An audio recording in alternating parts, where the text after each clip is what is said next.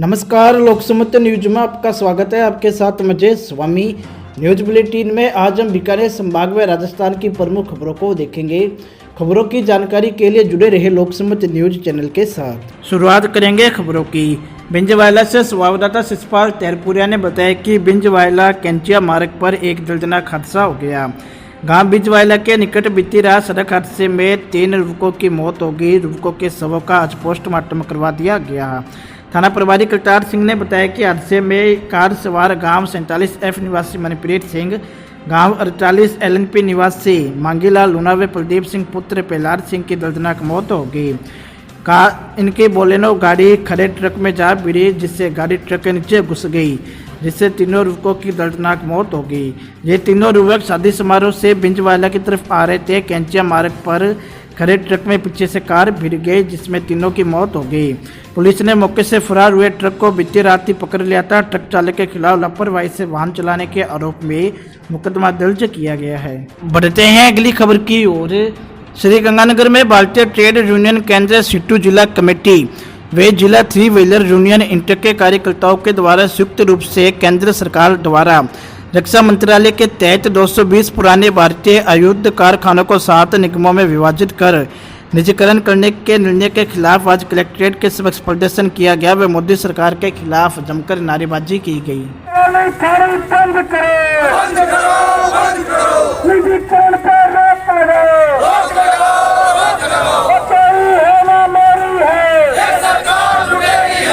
मोदी सरकार ने अभी जो हमारे देश की 220 साल पुरानी रक्षा उत्पादन की फैक्ट्रियाँ 41 फैक्ट्रियाँ जिसमें 76,000 मजदूर काम कर रहे हैं, कर्मचारी काम कर रहे हैं, उन्होंने जो है इस ऑर्डिनेंस के लिए विरोध किया था कि सरकार जो है उसको 7 निगमों में बांटना चाहती है। वो केंद्र सरकार के कर्मचारी हैं। वार्ता चल रही थी, उनकी ये बड़ी मजबूत एकता है और आज के दिन उन्होंने हड़ताल का नोटिस दे दिया था। मोदी सरकार ने आनन फानन में राष्ट्रपति से अध्यादेश जारी करके आवश्यक रक्षा सेवा अधिनियम के तहत जो हड़ताल पे पाबंदी लगा दी। और पाबंदी नहीं, ऐसा तो अंग्रेजों ने भी नहीं किया था। उसमें यह सिस्टम रखा गया कि अगर यह ऑर्डिनेंस फैक्ट्री के कर्मचारी या किसी भी फैक्ट्री के कर्मचारी अगर हड़ताल का नोटिस देते हैं तो उस हड़ताल देने वाले पदाधिकारी को 10,000 रुपये जुर्माना, 1 साल की सज़ा। मान लो हमारे जैसे ट्रेड यूनियन लीडर अगर वहाँ पे गेट मीटिंग करते हैं और उनको हड़ताल की प्रेरणा देते हैं तो सरकार ने दूसरा सिस्टम ये किया है कि उसमें 15,000 रुपये का जुर्माना और 2 साल की सज़ा। ये जो आंदोलन, ये जो नियम बनाया है मोदी सरकार ने, ये निश्चित रूप से हमारे देश के मजदूर वर्ग के अस्तित्व का सवाल है। ये मजदूर वर्ग को ललकारा है कि वो इन चीज़ों को ख़त्म कर देगा। ऐसा अंग्रेज राज में भी नहीं हुआ था। मोदी ने जो ये आग लगाई है, हम ये समझते हैं मजदूरों में धीरे धीरे जो समझ पैदा होगी, जब वो पूरी बात समझेगा तो निश्चित रूप से मोदी का शासन उन आग की लपटों में जो है झुलस के रह जाएगा। बढ़ते हैं अगली खबर की ओर। हनुमानगढ़ से संवाददाता प्रदीप पाल ने बताया कि राजस्थान प्रशासनिक एवं अधीनस्थ सेवा भर्ती 2018 के परिणाम में राजनीतिक एवं परिवारवाद के जरिए धांधली करने का आरोप लगाते हुए अखिल भारतीय विद्यार्थी परिषद कार्यकर्ताओं ने जिला कलेक्ट्रेट पर प्रदर्शन किया और कथित धांधली की CBI जांच करवाने की मांग को लेकर ADM को राज्यपाल के नाम ज्ञापन भी सौंपा। कि आरएस की भर्ती में एक घोटाला हुआ है कि डोटासरा जी के परिवार के जितने भी उनके लड़के के जो भी रिश्तेदार हैं उनको आरएस की भर्ती में 80 नंबर दिए गए। ये सबको दिख रहा है कि ये घोटाला है और जब से कांग्रेस का काम ये घोटाला करना है, जब से आई है A फॉर आदर्श घोटाला, B फॉर वेफर्स घोटाला, C फॉर कोयला घोटाला, घोटालों की झड़ी लगा दी है। लेकिन अब विद्यार्थी परिषद घोटाले नहीं होने देगी। हम सरकार से मांग करते हैं कि जो ये घोटाला हुआ है अधिकारियों आरएस बनाने का, उस घोटाले की जांच होगी। जांच नहीं होगी तो सड़कों पर हम उतरेंगे। उसके लिए जिम्मेवार ये गहलोत और उसका सारी सरकार होगी। बढ़ते हैं अगली खबर की ओर। नौहर से संवाददाता मालचंद व्यास ने बताया कि नौहर में 3 दिन पहले हुई बारिश के बाद भी पुराने सहावा बस स्टैंड, सारण भवन, जनता चैरिटेबल, गुरुद्वारा क्षेत्र, गाड़िया लोहार बस्ती में पानी निकासी शुक्रवार तक नहीं होने पर प्रभावित दुकानदारों एवं मोहल्ला वासियों ने खड़े पानी में धान रोपाई के प्रतीक रूप में जवाहर के पौधे की रोपाई कर नगरपालिका सहित सरकार के प्रति अपना विरोध दर्ज कराया।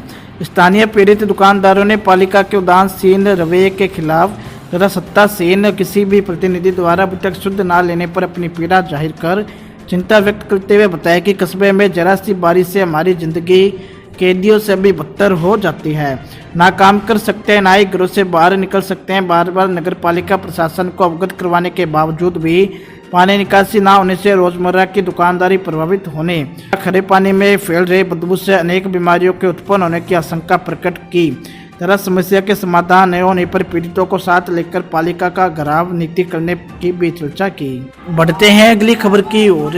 बीकानेर से संवाददाता भवानी जोशी ने बताया कि आरएस परीक्षा 2018 में शिक्षा मंत्री गोविंद सिंह डोटासरा के रिश्तेदारों के समान अंक आने पर अखिल भारतीय विद्यार्थी परिषद के द्वारा जिला कलेक्ट्रेट पर प्रदर्शन किया गया व ज्ञापन सौंपा गया।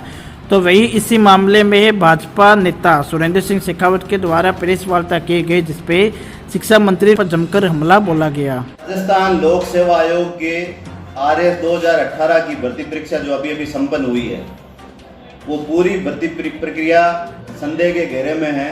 उस पर सवाल खड़े हो रहे हैं। राजस्थान के एजुकेशन मिनिस्टर और कांग्रेस पार्टी के प्रदेशाध्यक्ष अशोक गोविंद डोटासरा जी के अपने परिजनों को अनड्यू बेनिफिट देने का सवाल बड़े जोर शोर से खड़ा हो रखा है।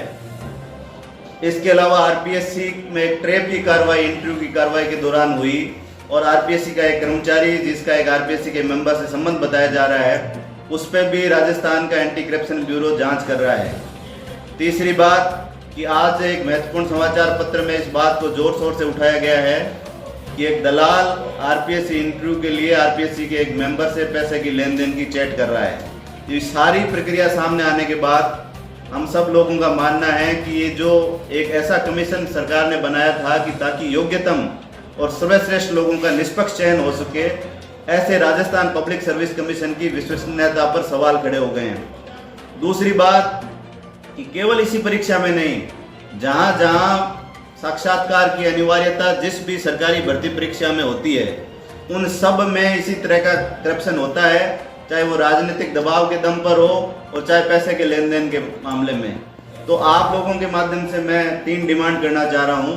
पहली बात तो कि जो आरएस भर्ती परीक्षा 2018 हुई है, जिसमें पूरे में संदेह के सवाल खड़े हुए हैं, उसकी न्यायिक जाँच सरकार करवाए। सरकार अगर नहीं करवाती है तो हम जरिए कोर्ट न्यायिक जाँच की मांग करेंगे। दूसरी बात कि ये जो भर्ती परीक्षाओं में साक्षात्कार की अनिवार्यता है, ये विकृत हो चुकी व्यवस्था है, इसको खत्म किया जाना बहुत अनिवार्य है ताकि योग्य लोगों का चयन हो सके। तीसरी बात कि हमारे यहाँ एक समृद्ध परंपरा रही है कि जिस किसी भी राजनेता पे भ्रष्टाचार के आरोप लगते हैं या अन्य आरोप लगते हैं, वो अपने पद से इस्तीफा देते हैं। लेकिन ये जो डोटासरा जी है, बड़ी बेशर्मी के साथ जवाब तलबी कर रहे हैं, अनर्गल बयान दे रहे हैं। मैं उनसे मांग करूंगा कि अपने पद से इस्तीफा दें। बढ़ते हैं अगली खबर की ओर। पीलीबंगा से संवाददाता सुशील काटपाल ने बताया कि पीलीबंगा में चोरों ने शहर में 2 दुकानों के ताले तोड़ लाखों के माल पर हाथ साफ कर दिया। पुलिस ने दोनों मामलों की गहनता से जांच कर चोरों की तलाश शुरू कर दिया। पहले मामले में अनिल एंड कंपनी के मालिक ने बताया कि उनके गांधी स्टेडियम के पास बस स्टैंड रोड पर एम मार्ट नाम की दुकान है। गुरुवार शाम को वे दुकान बंद करके घर चले गए। अगले दिन सुबह जब दुकान पर पहुंचे तो देखा कि शटर को ऊपर उठाया हुआ अंदर जाकर चेक किया तो गले से 2,50,000 रुपये नकदी और अन्य सामान गायब था। तो वही गले में स्टाफ के कुछ दस्तावेज भी रखे थे, जिन्हें चोर अपने साथ ले गए। चोरी का दूसरा मामला प्रताप शॉपिंग मॉल का है। स्टोर संचालक के अनुसार 22 जुलाई को सुबह जब वे दुकान पर पहुंचे तो दुकान का शटर टूटा हुआ था। गले से करीबन 8,000 रुपये नकदी व कुछ जरूरी कागजात गायब मिले। पीलीबंगा थाना प्रभारी इंद्र कुमार मारवाल ने बताया कि दोनों मामलों में टीम गठित कर गहनता से तलाश की जा रही है। सीसीटीवी फुटेज के माध्यम से भी चोरों की तलाशी शुरू कर दी गई है। चोरी की वारदात के बाद क्षेत्र में दहशत का माहौल हो गया। बढ़ते हैं अगली खबर की ओर। रायसेन नगर से संवाददाता सुशील भट्टी ने बताया कि रायसेन नगर के Guru Harikrishna senior secondary public school 11 PS में गुरु हरिकृष्ण साहिब का पावन उत्सव बड़ी धूमधाम से मनाया गया तथा इस अवसर पर अखंड पाठ साहिब का भोग भी डाला गया। वे छोटे छोटे बच्चों के द्वारा कथा कीर्तन कर संगत को निहाल किया गया। प्रबंध समिति प्रधान बलदेव बराड़ ने विद्यालय की उपलब्धियों एवं शिक्षा के साथ साथ खेलकूद संबंधी गतिविधियों पर प्रकाश डाला तथा इस मौके पर विद्यालय की वेबसाइट भी लॉन्च की गई। विद्यार्थियों के लिए अलुमनी विंग को एम्बिनेशन ग्रुप ऑफ कॉमर्स स्टूडेंट्स के नाम से शुरू किया गया। बराड़ ने विद्यालय के खेलकूद गतिविधियों समेत अनेक जानकारियां दी। इसी के साथ उन्होंने सभी का आभार व्यक्त किया तथा प्रतिभाशाली बच्चों का सम्मानित भी किया गया। सभी अभिभावकों इलाकावासी संगत का इस पावन मौके पर पहुंचने पर आभार व्यक्त किया गया व गुरु का अटूट लंगर बरताया गया।